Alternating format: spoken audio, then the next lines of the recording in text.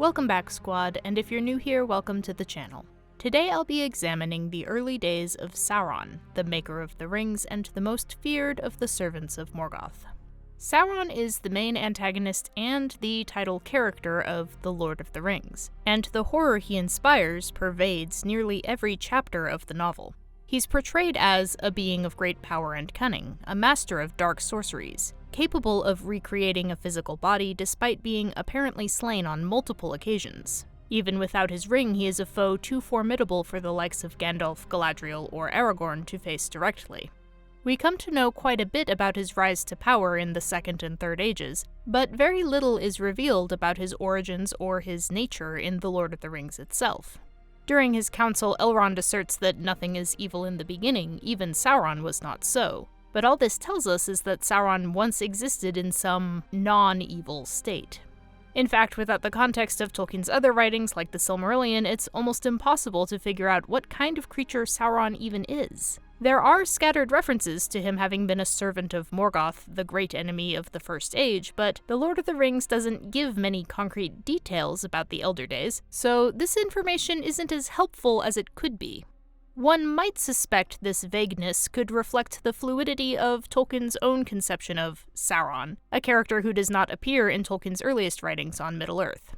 The roles Sauron would eventually play in the history of the Elder Days were originally filled by other, quite different characters. In the Tale of Tinuviel, for example, Beren is imprisoned not by Sauron, but by Tevildo, a giant evil cat. Throughout the 20s and 30s, aspects of the figure we would come to know as Sauron appeared in many contexts and guises. There's Thu, the greatest of Morgoth's servants, who imprisons Beren and Finrod in the Lay of Leithian. There's Sauron, the name this character acquired as Tolkien narrated his role in the downfall of Númenor. And there's the Necromancer, who appears in The Hobbit, a dark sorcerer so infamous that even Bilbo recognizes him as a figure of dread. Based on the descriptions in these texts and letters he wrote around the same time, we can be fairly sure that when Tolkien began writing The Lord of the Rings, he'd already determined that all these figures were indeed the same character. Furthermore, he had come to conceive of this Sauron not as some misbegotten creation of Morgoth, or wicked, sorcerously enhanced man or elf, but a being inherently far more powerful than even the mightiest of the Eldar, one of the spirits akin to the Valar themselves, a class of being best known today as the Maiar.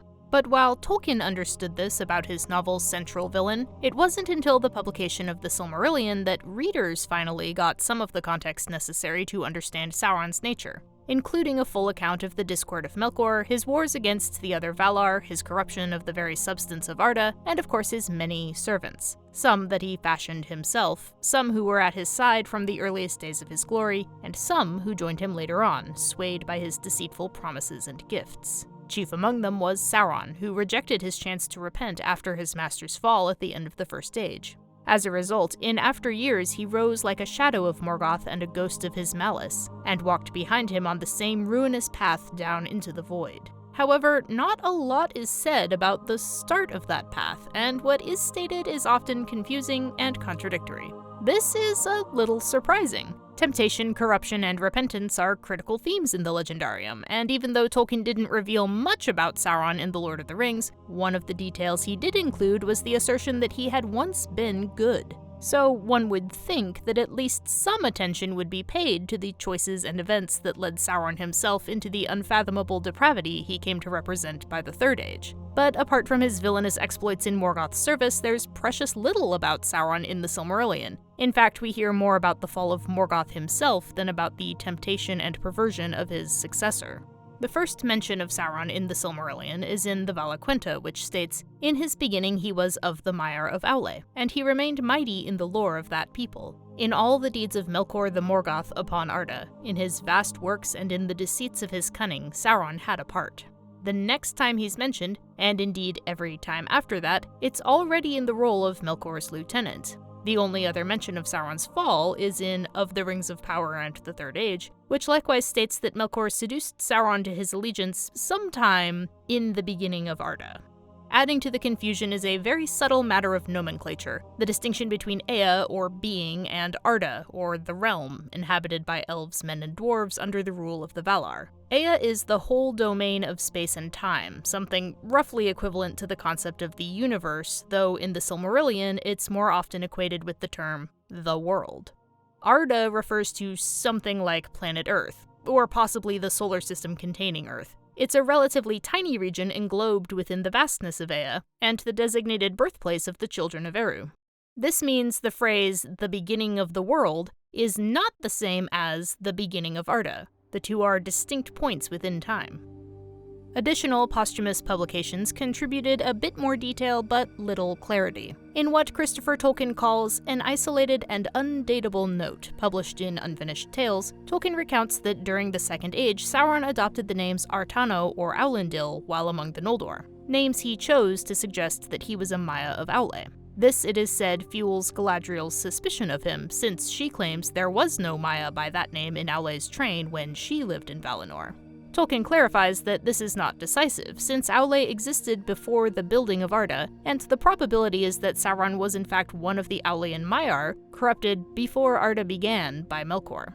Other sources maintain that Sauron only openly embraced Melkor's service within Arda itself. The Annals of Aman name Sauron as one of those who worked as a spy for Melkor in Almaren, after Melkor had been cast out of Arda the first time. Now Melkor knew of all that was done, for even then he had secret friends and spies among the Maiar, whom he had converted to his cause. And of these the chief, as after became known, was Sauron, a great craftsman of the household of Aule. To pull this off, Sauron would have to be acting, however falsely, as a loyal servant of the Valar at this point. In Letter 131, Tolkien describes Sauron as a being of Valinor perverted to the service of the enemy and becoming his chief captain and servant. This moves the timeframe even later, as Valinor was not established until after Melkor's return and the destruction of the lamps, well after the so-called Beginning of Arda. Both this letter and Of the Rings of Power and the Third Age say that Sauron was commanded to return to Valinor for judgment as a condition of his repentance. If we interpret this phrase strictly, it's hard to see how it would be possible for Sauron to return to a place he'd never been in the first place. A single and very obscure note gives Sauron's original name as Mairen, meaning the Admirable, a name described as Quenya in origin. It also states that although he rarely got the chance to use it, Mairen was Sauron's preferred name into the Second Age. Some have taken this as evidence that the Maiar who would become Sauron was known to the elves and named by them before his corruption by Melkor was known.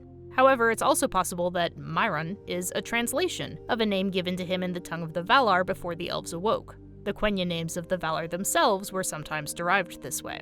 Late essays published in Morgoth's Ring give some insight into Sauron's original character and his motivation for joining Morgoth. It had been his virtue that he loved order and coordination, and disliked all confusion and wasteful friction. It was the apparent will and power of Melkor to effect his designs quickly and masterfully that had first attracted Sauron to him. But while this gives valuable insight into Sauron's motives, it doesn't do much to clarify the circumstances under which Sauron found himself drawn to the side of the enemy. Seasoned Tolkien fans know well that such ambiguities are unfortunately not uncommon in Tolkien's writings, and it's impossible to resolve every potential contradiction in the texts. However, for a topic as crucial as the corruption of Sauron himself, I was willing to make an effort. I took the published Silmarillion as my starting point, since it's not only the most familiar version of the history of the Elder Days, and the closest thing we have to an official account, but more importantly, it attempts to present a story that conflicts as little as possible with Tolkien's other writings, both published and unpublished, while maintaining internal consistency. By paying close attention to events as presented in the Silmarillion, I hoped to derive the most likely timeline and circumstances of Sauron's temptation and fall. According to Tolkien, nothing is evil in the beginning, so we must assume that before the Great Music, Eru created the Ainur, including Sauron and Morgoth, as fundamentally good. By the point Sauron takes command of Angband as Morgoth's lieutenant sometime after the creation of the two trees, it's pretty clear that the word good no longer applies to either of them. When the Valar later capture Morgoth and unroof his underground fortress of Utumno, it is noted that nonetheless the Valar did not discover all the mighty vaults and caverns hidden with deceit far under the fortresses of Angband and Utumno, and Sauron they did not find. This suggests that at this point the Valar were looking for Sauron, expecting to find him in the very seat of Morgoth's power. So it's likely that by the time of the Valar's siege of Utumno, not only was Sauron in Morgoth's service, but the Valar were also aware of his defection. So, Sauron's fall must have occurred at some point between the Ainur's creation in the Timeless Halls and the awakening of the elves. This narrows things down a bit, but still leaves quite a time span to consider, including the Ainulindalë, the entrance of the Ainur into Ea at the beginning of the world, the formation of the Earth and Beginning of Arda, the Valar's descent into Arda, the First War of the Powers, the time of Melkor's exile leading up to the first springtime of Arda, and the retreat of the Valar to Aman after Melkor's destruction of the lamps.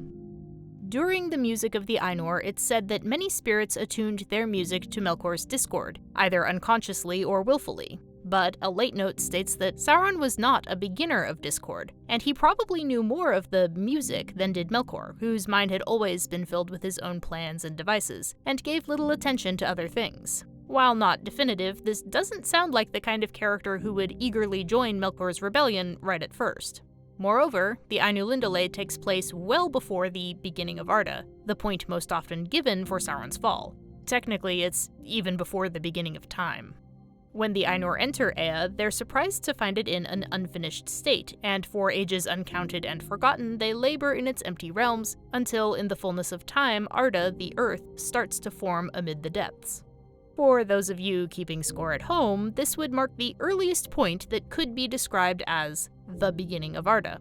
However, it seems that the beginning of Arda doesn't refer to a moment, but rather a whole era that includes several cosmic conflicts and periods of long toil.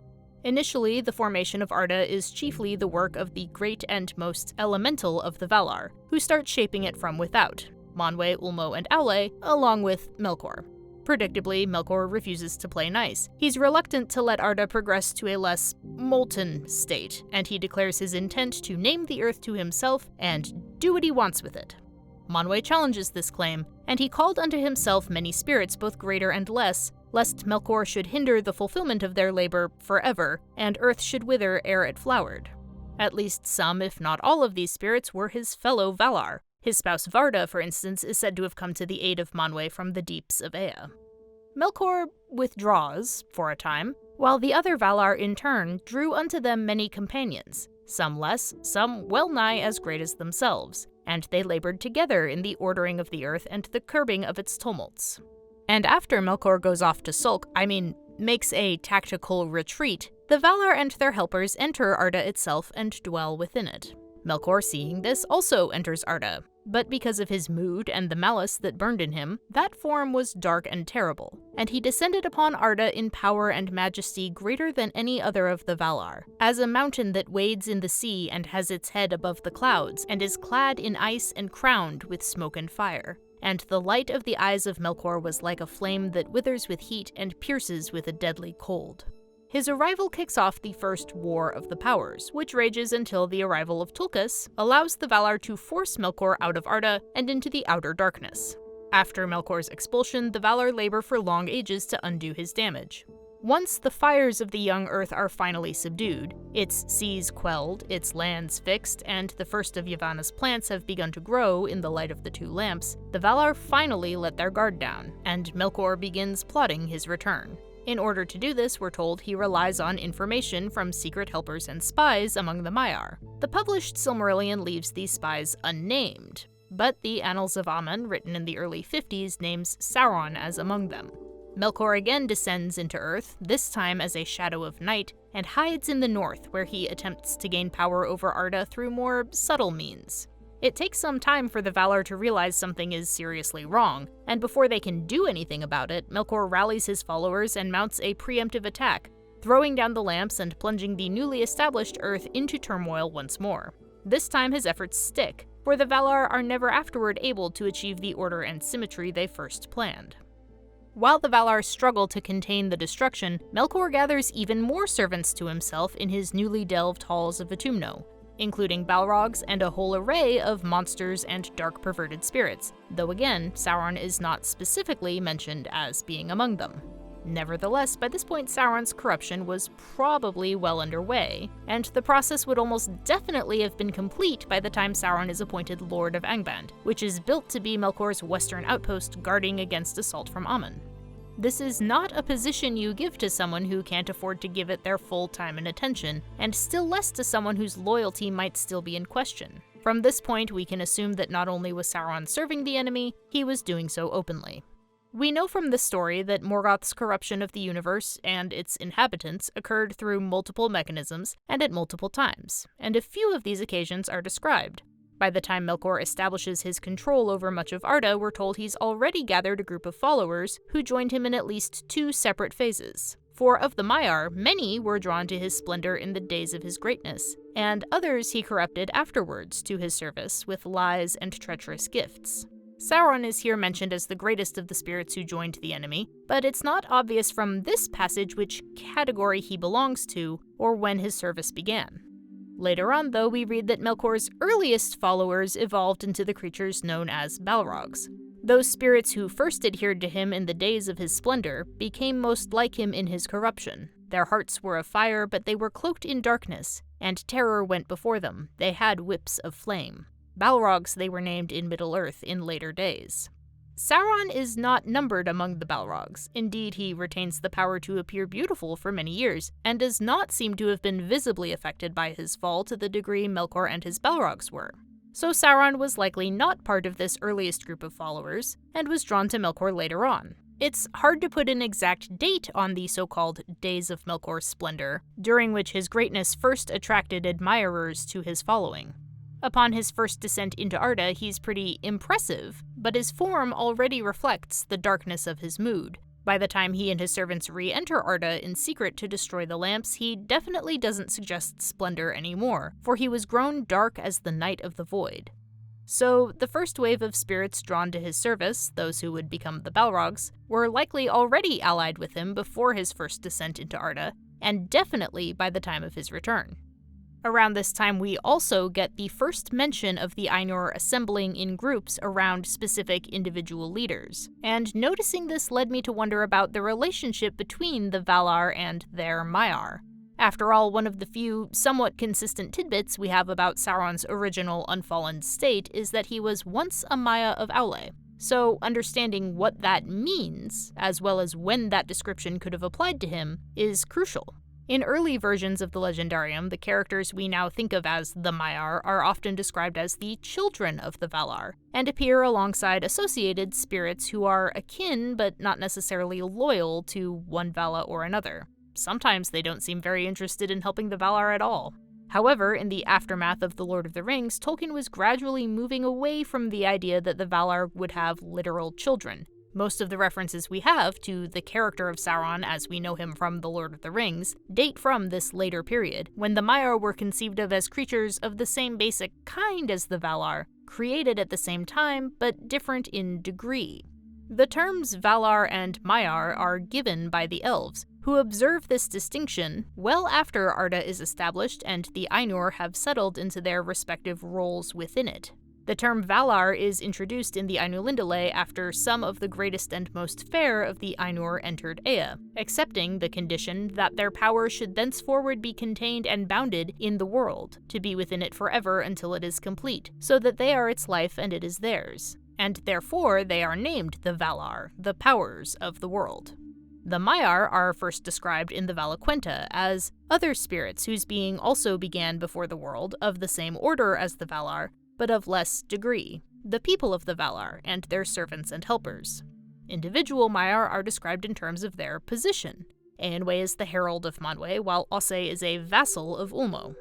But up until the Valar undertake the ordering of Arda, there's been little evidence in the text of the Silmarillion of any formal authority structure among the Ainur. The Valar's summoning of lesser spirits to help them marks the first time within Ea that we see some among the Ainur accepting the leadership of others. In the Timeless Halls, the undifferentiated Ainur did have associations of kinship and friendship. For example, ManwÄ and Melkor are said to have been brethren in the thought of Ilúvatar. ManwÄ and Ulmo, by contrast, are close friends, but not necessarily akin. What's missing is any mention of the kind of authority or allegiance that later characterizes the relationship between Valar and Maiar. In fact, we know from examples within Arda that these kinships are describing something totally separate. The Maiar Melian tends the Gardens of Lorien on behalf of two Valier, Vanna and Este. However, it's also said that she was akin before the world was made to Yavanna herself. Olorin, later better known as Gandalf, could be a similar case, entering Nienna's tutelage despite earlier associations with Irmo and/or ManwÄ, depending on which source you prefer. Based on this, it seems Maiar are not designated as being in the train of a specific Vala at their creation. Sauron's status as a Maia of Aule may be more of a job description than an innate attribute, a distinction he earned by choosing to come to Aule's aid during the initial shaping of the Earth. I would further guess it was at this point that the Balrogs, who are also described as Maiar, joined Melkor, before his wrathful descent into Arda began the process that scorched away his original glory. It's theoretically possible that this could have happened earlier within the history of Ea, but the Ainur start out scattered throughout the vast universe, and again, the first mention of some of the Ainur coming to the assistance of others is at the point when Arda is beginning to form, just before the Valar take on visible shapes themselves and enter into it. Before the Ainur reach this critical point, in both time and space, there's been little need for them to develop these formal relationships of authority and allegiance, or organize themselves into peoples under the direction of particular individuals. This supports the idea that Sauron's initial temptation happened around the time the Valar and Maiar first entered Arda. A potential point of conflict with this is the statement that, although he began as a Maia of Aule, Sauron had a hand in all Melkor the Morgoth did in Arda. In context, however, the overall point of this passage is to emphasize the magnitude of Sauron's evil, and the degree to which he was enmeshed in Morgoth's works, not necessarily to give a literal description of the exact moment that Sauron entered Morgoth's service. And even if we do take this claim at face value, we can also point out that Melkor wasn't known as the Morgoth until after Sauron was definitely working with him. And even as Melkor, he wasn't able to achieve very much at all within Arda at first. When he initially enters it, it's still largely unformed, and he's immediately thrown into conflict with the other Valar, during which neither side is able to make much headway. For as surely as the Valar began a labor, so would Melkor undo it or corrupt it. And yet, their labor was not all in vain, and though nowhere and in no work was their will and purpose wholly fulfilled, slowly, nonetheless, the earth was fashioned and made firm. Only after the establishment of the Valar's first haven on the island of Almoran, and the period known as the Springtime of Arda, is Melkor able to impact the shape of Arda in a lasting way. We know of at least one other Maia who was lured from the service of his original lord around the time of the First War of the Powers, Osse, a Vala of Ulmo who was promised power over the whole sea if he would join Melkor. So it was that long ago there arose great tumults in the sea that wrought ruin to the lands, but Uinen, at the prayer of Aule, restrained Osse and brought him before Ulmo, and he was pardoned and returned to his allegiance, to which he has remained faithful, for the most part. For the delight in violence has never wholly departed from him. Osse's story seems to put him in the same category as Sauron, Maiar who did not join Melkor initially but were persuaded to join him with offers of power and liberty. Again, there's not a lot of precision as to when this happened. The text merely comments it was at some point in the making of Arda. But since one of the labors that the Valar succeed in before Arda's first spring is settling the lands and ordering the seas, it sounds like his rebellion must have been resolved before then. This further shows that Melkor was actively trying to lure the Maiar of others to his service in this period, so it's reasonable to assume that his first efforts to poison Sauron's mind happened around the same time. Now, this doesn't necessarily mean that Sauron had officially left Aule's employ, either by the overthrow of the lamps or the Valar's fortification of Aman. However, if Sauron did dwell for a time in Valinor, as some sources suggest, it would have been very tricky for him to have much contact with Melkor from within it. After the catastrophe of the lamps, the Valar must have been doubly on guard against treachery. They not only hallowed the continent of Aman, but protected it by raising the highest mountain range on Earth. So the majority of any active temptation on Melkor's part probably occurred earlier. Though for a time Sauron may have continued lying to Aule and maybe to himself about his loyalty, by this point his true heart and mind must already have been in Melkor's keeping. Of course, apart from the most general statements about timing and motive, it's hard to pin down any exact details about Sauron's fall based on the sources available. But even the vague descriptions and implications we have paint a compelling picture when compiled. Among the spirits created before the dawn of time was one whose power, vision, and perfectionist streak earned him an appellation that would later be translated by the elves as Maiar, the Admirable. We don't know whether he was originally more akin to some of his fellow Ainur than others, or with what partners he might have first practiced his part in the great theme. It does seem very likely that he could have been close to Aule, his future lord, given his affinity for predatory beasts and the patience and guile he later shows in laying snares for his prey. I would also suspect some relationship with Orome, though that is a mere inference on my part. Detail-oriented from the start, Maiar paid closer attention to the intricacies of the great theme than others of greater raw power did, and this tendency would serve him in good stead later on. We don't know how the discord of Melkor affected him. Given his love of order, he was likely disgusted by the wasteful friction of the competing themes, but it's unknown whether he fought against the discord, fell silent in the face of it, or found himself attuning his music to it, perhaps drawn by its repetitive but compelling unity in spite of himself. With the theme achieved, Maiar and many of his fellow Ainur entered into the Tale of Ea. When Melkor's extremism threatened to destabilize the still young realm of Arda, he came to the aid of Aule, helping him order and manage the Earth's substances. By all accounts, this was grueling and frustrating work. At least one spirit who had started out in the Valar service rebelled, engaging in willful, chaotic violence before being persuaded to settle down. Pointless destruction such as Osse's has never really been Maiar's style, but there are other reasons working with Melkor might have started to look tempting. After all, Melkor is considered mighty among the Valar. His work might be distasteful at times, but it's also been instrumental in achieving some of Arda's most treasured adornments, like ice and steam. Say what you will about the guy, at least his, direct approach is far more efficient than fiddling around with the broken bits of what he leaves in his wake, trying vainly to achieve something that may be temporarily functional, but will always remain imperfect. If only all that raw power could be directed somehow. If only there was a way to harmonize with his discordant influence.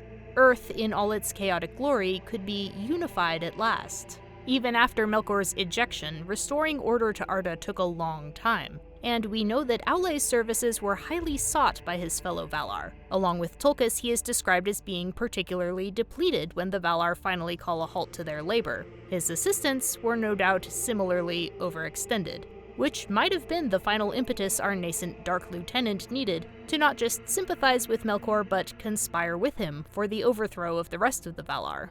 Surely, someone like Melkor, who's not afraid to insist on a single authoritative vision, wouldn't be so quick to squander his efforts and those of his helpers working on a dozen competing projects at once. Indeed, in Melkor's service, Maiar, now better known as Gorthar or Sauron, is given command of a fortress of his own. In his master's absence, he achieves the perfectly obedient condition of the orcs, using whatever means he finds necessary. At last, he has all the power he needs to effect even his most ambitious schemes, and it seems he's more or less free to wield it as he sees fit, so long as it is in his master's service, of course. This singular condition doesn't seem to faze him much. One essay observes, while Morgoth still stood, Sauron did not seek his own supremacy, but worked and schemed for another, desiring the triumph of Melkor, whom in the beginning he had adored. In fact, the only thing this new power seems to cost him is the ability to walk away from it. If you enjoyed contemplating one of Middle-earth's most sinister and depraved figures, let your finger descend upon the like button through fire and wrath and great burning, with all the power and majesty of an icy fire-crowned mountain that wades in the sea.